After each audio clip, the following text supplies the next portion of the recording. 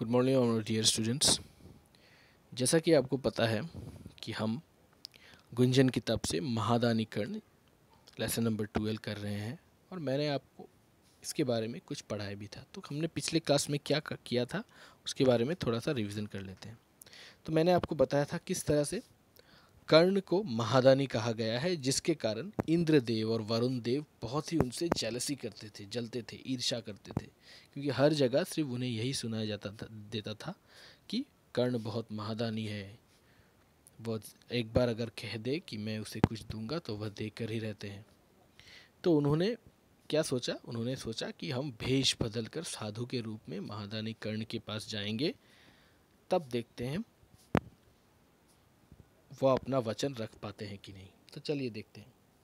तो यहाँ पर चित्र पर दर्शाया गया है किस तरह इंद्रदेव और वरुण देव आपस में बातें कर रहे हैं और बता रहे हैं एक दूसरे को किस तरह से वे साधु बनकर जाएंगे कर्ण के पास। तो चलिए देखते हैं क्या होता है।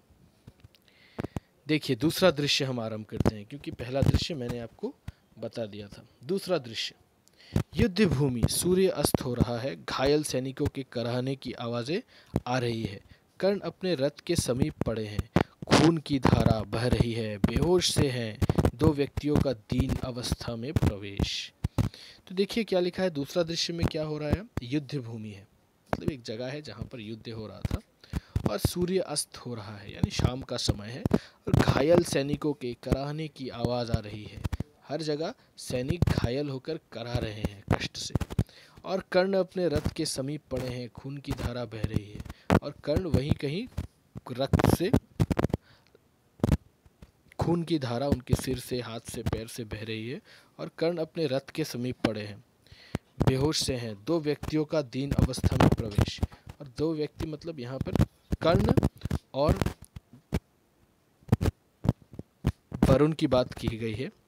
तो ये दोनों इंद्रदेव और वरुण देव की बात कही गई है, किस प्रकार से वे दोनों वहाँ पर आते हैं। तो चलिए देखते हैं कि क्या हो रहा है।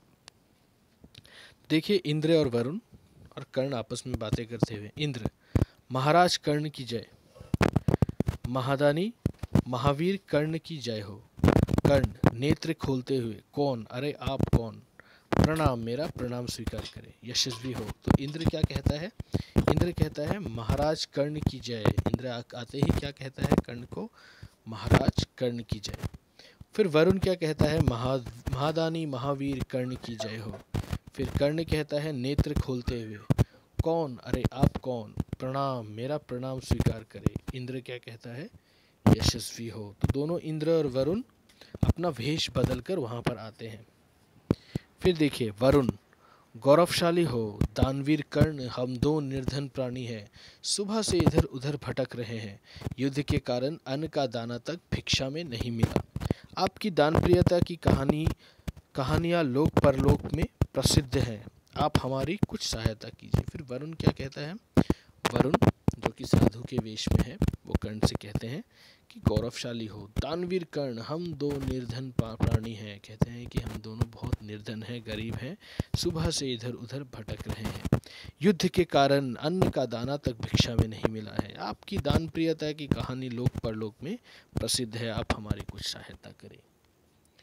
फिर देखिए, कर्ण कहते हैं कि आप मेरी अवस्था देख ही रहे हैं, आप ही कहिए मैं इस घायल अवस्था में आपकी क्या सेवा कर सकता हूँ, मैं विवश हूँ। फिर कर्ण कहते हैं कि आप मेरी अवस्था देख ही सकते हैं, मैं खुद ही घायल अवस्था में पड़ा हूँ, मैं आपकी कैसे मदद करूँ।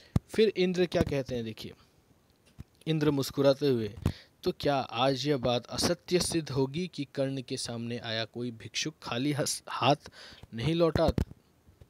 फिर कर्ण कहते हैं कुछ सोचते हुए, क्या आप मुझे वह पत्थर उठाकर देंगे? तो कर्ण इंद्र से कहते हैं एक पत्थर उठाकर देने के लिए। वरुण आश्चर्य से, क्या हमें पत्थर दोगे? तो वरुण बहुत ही आश्चर्य हो जाता है और वरुण कहता है, वरुण देव कहते हैं कर्ण से कि क्या आप अभी हमें एक पत्थर देंगे? तो देखिए, यहाँ पर चित्र दिया गया है किस तरह से कर्ण खून से लथपथ रथ के सामने पड़े हुए हैं, और दोनों इंद्रदेव और वरुण देव साधु की भेष में आकर उनसे कुछ मांग रहे हैं। उनको नीचा दिखाने के लिए। तो इसी के साथ मैं आज का पार्ट यहीं पर समाप्त करता हूँ। दूसरे पार्ट में मैं इसी कहानी को आगे बढ़ाऊंगा। तब तक के लिए धन्यवाद।